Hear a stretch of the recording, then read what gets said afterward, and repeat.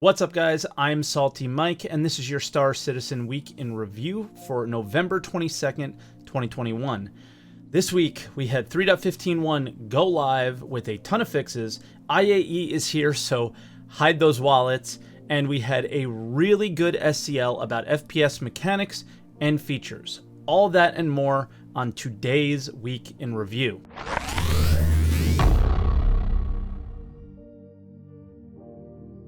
And if this is your first week in review, this is where I take all of the official Star Citizen news, pile it into one video each week, and share my opinions on it. Also, I do live stream on Twitch every day but Monday, so I can get this video out to you at twitch.tv/SaltEMike. So we have a ton to get through, so we're going to start out with some patch notes. We had 5 patches this week, with the last one culminating and becoming the 3.15.1 live patch. So we'll start out with 3.15.1c on the PTU, where they re-added forests and did some downstate polish, mainly UI stuff. And then they did a polish pass on the Redeemer and the Starfighter. Redeemer has less fuel, Starfighter has more. They balanced the rate of fire on the Inferno and increased the damage on the Ion, while also giving them flight balance passes as well. Then moving on to 315D on the PTU, just small Redeemer polish with lighting, and then fixed an exploit. When you were downed, you can kind of leave the server and come back and you would have everything. 3.15E in the PTU, a small VFX update for clouds, updated loadout health for the boss UGF missions, which I still haven't gotten to see yet. I'm so excited to keep working my rep up to get to those. And then 3.15.1F, more cloud polish, and a Redeemer minor polish thing as well. 3.15.1 live, like I said earlier, all these turned into a live patch. Full patch notes are linked in the description if you didn't catch like other weeks in review showing the 3.15.1 patch cycle. Then we move on to Roadmap Roundup. We had roadmap updates this week. They added some things to the progress tracker. Solar Burst. I feel like literally anything is more important to prioritize than this ridiculous feature, but Jake, the roadmap guy, told me that it's just a couple of guys, and no matter what I feel like they could literally work on, that it's these type of things come from a little bit of extra work towards other features and things like that, and they go, oh, this is cool, let's start adding this to our pipeline or whatever. So it's very similar to like what the Graveless team did, and we'll talk about that in just a second. Flak Ammo, we saw this on ISC last week as some future things the team would like to add to the game at some point, and it looks like this one will be relatively soon. Graveless physics rework. This is very similar to the Solar Burst, like I mentioned, where some things on the roadmap get worked on because they were exploring something, and it just kind of worked out. So that's what happened here with that. That'll be in 3.16. The Gold Cutlass, or the Drake Cutlass Gold Standard, is coming as well. I'm actually really hyped for this. This ship is still one of my favorites because of its utility, and the gold standard version will make it even more fun and more useful. Then re-added to the roadmap is Prone. So some setup, we won't have any more like sit-up memes like you ever see those. So Prone is so weird in the game currently, so it'll be nice to see that. Then removed from the roadmap, long distance probing, one of the highlights from SitCon for me. So this is the start of actual exploration, and that leaving the roadmap kind of stinks.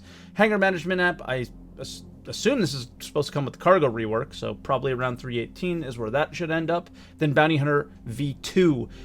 This badly needs to make it in, because it's like one of those key features that we have in game now that is got its issues, and it would be so nice if it wasn't as frustrating and boring as it is as we have it now. And then the Rsi Lynx, I think this is the ground vehicle that comes with the Phoenix, so nothing too crazy there. Then things that pass final review: 3.15 Ares variants, the guns that come with them, and the Redeemer. And then 3.16 we had the Area 18 Hospital, derelict spaceships, and points of interest, Dying Star rework, Graveless rework that we mentioned before, and laser trip mines tier 0. Moving on the roadmap, the whole C is going to 3.18, and then same with the cargo refactor, and that'll do it for roadmap updates. Yeah, pretty good, like mostly positive things, I would say, and not too much to freak out about there. Video updates, ISC. They did an Anvil Spartan featurette, and the first question you would ask is, why make this vehicle in the first place? As Star Citizen evolves and the systems get larger and more of them come online, gameplay features come online, we've been looking at the ways that players get to places, and as you saw at CitizenCon, one thing that is becoming very apparent is that a lot of locations are going to be well defended from the air. You've got anti-aircraft cannons, you've got protection for this ground structure. It might be that there's a big storm coming in, it might be that visibility is low, and with a lot of our ships, you're limited on how you can approach, and that's kind of where the Anvil Spartan comes in. The Anvil Spartans are first dedicated armored personnel carrier. So this is clearly a future vehicle with some level of present to it. If the server isn't bad at some point, you have at the bunker mission some very difficult turrets to deal with. So you could use a vehicle like this to get to those spots. But we don't have roads, and we don't have all these things that are kind of required to make this vehicle really function. I mean, they even showed it on the pyro system. So it's like we don't have the current functionality in this game. But yeah, I think building out things for the future for their plans it makes sense, but it is also hard to see and be like, why are we working on this when we can work on things that can work in the current universe? Then they talk about its capabilities and functionalities as well. It's got space for one crew member who's going to drive the thing. It's fast, because if it wasn't fast, you may as well just run there yourself. In terms of defense, it is quite well armored, especially compared to the ballista, and it retains the dual size 2 gun that is operated by the driver on top of the cap. So it does fit 8 people. It can handle quite a bit of heat, but I just don't see this thing getting much use at the moment, just because other ground vehicles don't either. I think Nubifier coined it this year's LTI token, and I think he's right. Then they did an Redeemer featurette. I don't really have anything to clip, because we've been seeing this ship for a while. We've seen it all the way through its inception and its updates and all that stuff, and we've seen it in 3.15.1 for some time. If you didn't know, this was the ship from a TV show, basically, that they produced called The Next Great Starship, where people from the community could come and design a ship, and this is the one that won, and it is finally making it into the game. Then we move on to SEL, where it was FPS discussion, and what will the first implementation of hand salvage will look like. We saw salvage get pushed again recently, but it said it would come with all of its features. So let's see what they mean by that here. This is what we're calling hull stripping, which is the first tier of implementation of salvage, basically. So, yeah, hand salvage. But what is hull stripping? So hull stripping is essentially you are using either the multi-tool or a dedicated tool to get to a ship or a derelict or anything in that, in kind of like that vein, and you're basically using the tool to strip away material that then you're taking on board and storing in a canister.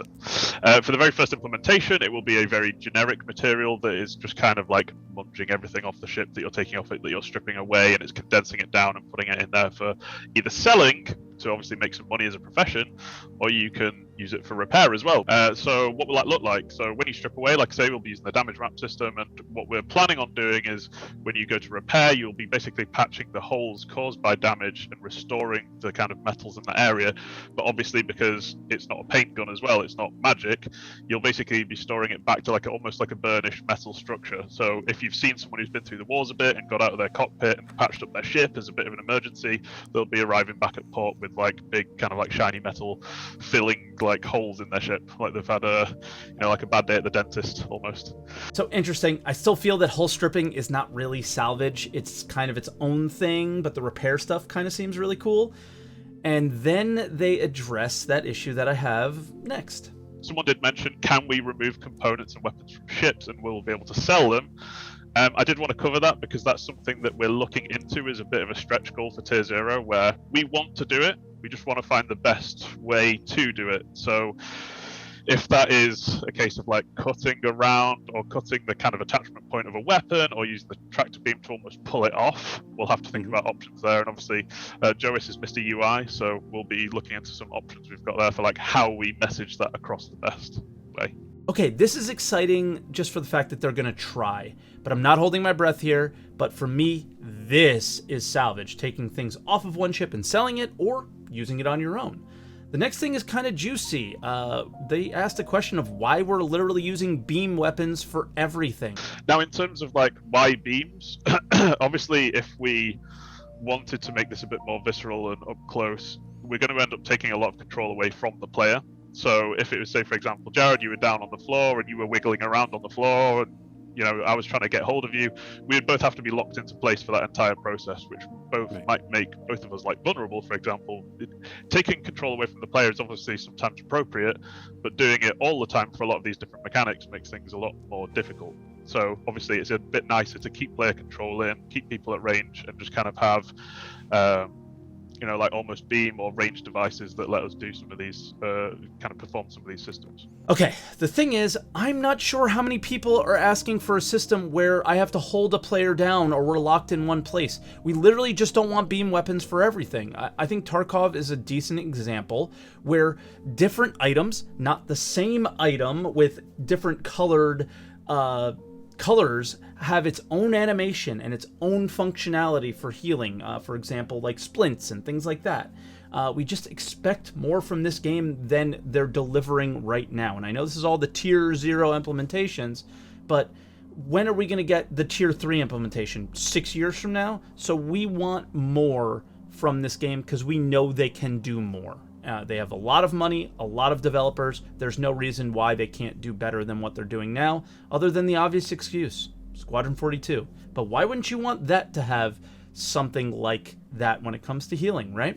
Hacking. They talk about their intentions for this feature, and it's pretty cool. What we wanted to do with hacking, moving on from that, the current implementation, is that we wanted to introduce some more engaging gameplay when it comes to hacking. We're going to add this hacking device, which is going to be something that you can equip in your hand, and then we're going to still keep those chips, which basically works like the ammo for the hacking device. So you have the hacking device in your hand, and there's going to be these things in the world that you can hack. You go up to them, interact with them, and they connect wirelessly, and you're going to see this 3D visualization of a network. You're going to be able to move around at this network and also manipulate the network to open up new paths and new routes. And while you're inside here, like, what is your objective? Like, how do you complete the hack? Well, basically, you find these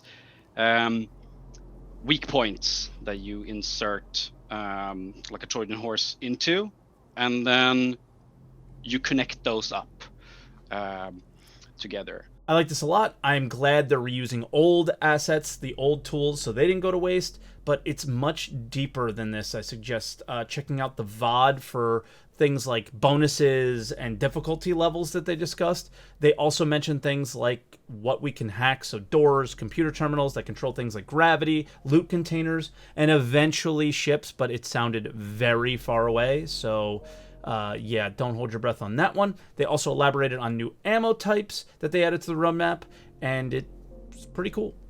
Yes, so we have a couple of cool ones.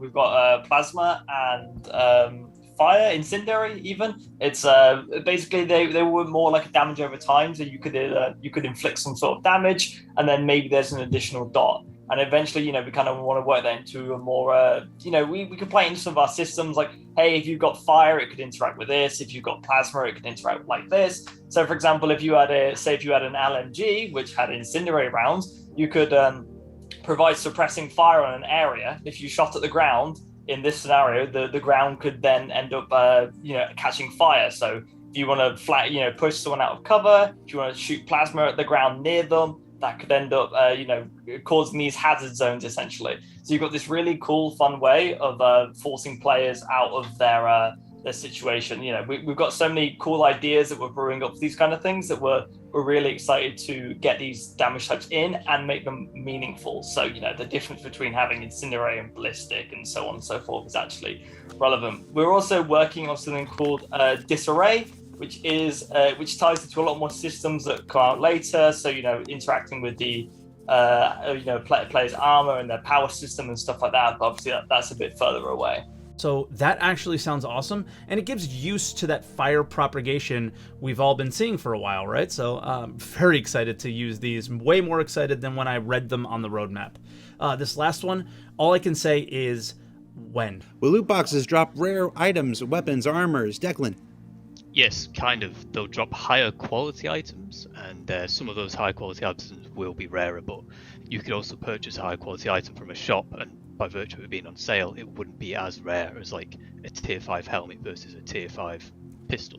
We need higher quality items, and thus better items than just the basic stuff that we have now, like light, medium, heavy, right? Light, quality 5, like things that guy mentioned, is very important in FPS, I think, and I can't wait for us to see this, and that's why I just ask when. And then just some other extra stuff. They kind of talked a little bit more about ammo. Mag stripping is still a thing for ballistics, but our suits will power and recharge our energy ammo as well, but that will degrade the battery from our suits. Wear and tear on weapons. They discuss how heat might affect the weapons and also environment and things like that, but that also seems really far out as well. Then moving on to other updates, the obvious thing is we have the Intergalactic Aerospace Expo going on right now, which if you don't know is a free fly event that acts like a convention in game. You go down and then you can rent the ships that are there. There's also discounted starter packages as well as tons of ship sales. We crossed the $400 million mark for the Star Citizen player funding aspect, and they're pretty close to 500 if you go through all the overall funding, which is pretty crazy. Then we had some feedback threads for the Spartan, the Redeemer, and the Ares and Ion.